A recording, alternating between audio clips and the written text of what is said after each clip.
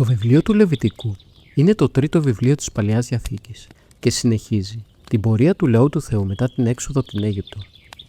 Παραδοσιακά αποδίδεται στον προφήτη Μωυσή και τοποθετείται χρονικά στην περίοδο όπου οι Ισραηλίτες βρίσκονται στην έρημο κοντά στο όριο Σινά, περίπου τον 13ο αιώνα π.Χ. Σε αντίθεση με τη Γένεση και την Έξοδο, το Λεβιτικό δεν επικεντρώνεται τόσο σε ιστορικά γεγονότα, αλλά κυρίως στον νόμο, τη λατρεία και την πνευματική ζωή του λαού.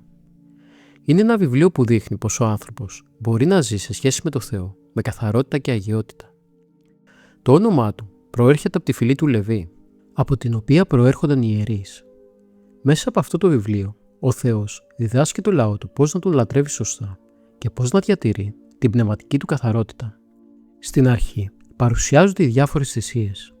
Οι θυσίες αυτές δεν είναι απλώς τα λειτουργικές πράξεις, αλλά εκφράζουν τη μετάνοια, την ευχαριστία και την ανάγκη του ανθρώπου να πλησιάσει το Θεό. Υπάρχουν θυσίες ολοκαυτώματος, ειρηνικές θυσίες και θυσίες για αμαρτία. Στην Ορθόδοξη Εκκλησία αυτές θεωρούνται προεικονίσεις της τέλειας θυσίας του Χριστού, ο οποίος προσφέρει τον εαυτό του για τη σωτηρία του κόσμου. Έπειτα το βιβλίο αναφέρεται στην ιεροσύνη. Ο Ααρών και η γη του καθιερώνονται ως ιερείς, με συγκεκριμένες ευθύνες και καθήκοντα. Η ιεροσύνη παρουσιάζεται ως διακονία και ευθύνη και όχι ως προνόμιο. Οι ιερείς καλούνται να είναι καθαροί και άξιοι, γιατί υπηρετούν το Θεό και το λαό. Στη συνέχεια δίνεται ιδιαίτερη έμφαση στην έννοια της καθαρότητας. Υπάρχουν νόμοι που αφορούν το τι θεωρείται καθαρό και ακάθαρτο, τόσο σε σωματικό όσο και σε πνευματικό επίπεδο. Αυτοί οι νόμοι είχαν σκοπό να βοηθήσουν το λαό να κατανοήσει τη διαφορά ανάμεσα στο Άγιο και στο κοινό. Η κορυφαία στιγμή του βιβλίου είναι μια πολύ σημαντική γιορτή, κατά την οποία ο αρχιερέας εισέρχεται στα Άγια των Αγίων για να ζητήσει συγχώρηση για τις αμαρτίες όλου του λαού. Το γεγονός αυτό προεικονίζει το έργο του Χριστού ως αρχιερέα, που συμφιλιώνει τον άνθρωπο με το Θεό. Ένα από τα πιο σημαντικά μηνύματα του Λεβιτικού είναι η εντολή να είστε άγιοι, γιατί εγώ είμαι άγιος. Η αγιότητα δεν παρουσιάζεται ως κάτι μακρινό ή αδύνατο, αλλά ως κλίση για κάθε άνθρωπο.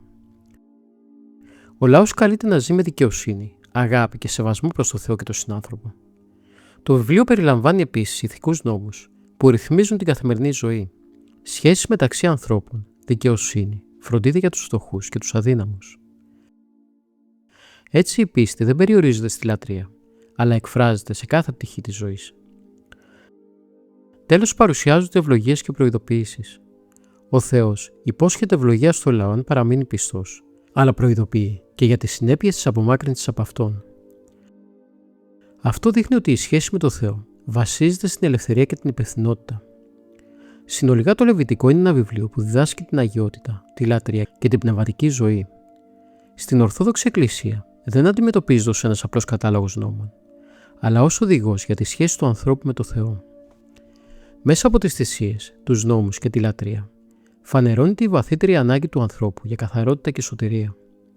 Και τελικά όλα αυτά οδηγούν στο πρόσωπο του Χριστού, που εκπληρώνει τον νόμο και φέρνει την αληθινή αγιότητα. Έτσι το Λεβιτικό μας καλεί να κατανοήσουμε ότι η αληθινή ζωή κοντά στο Θεό δεν είναι μόνο θέμα πίστης, αλλά και τρόπου ζωής. Είναι μια συνεχής πορεία προς την αγιότητα και τη ζωντανή κοινωνία με το Θεό.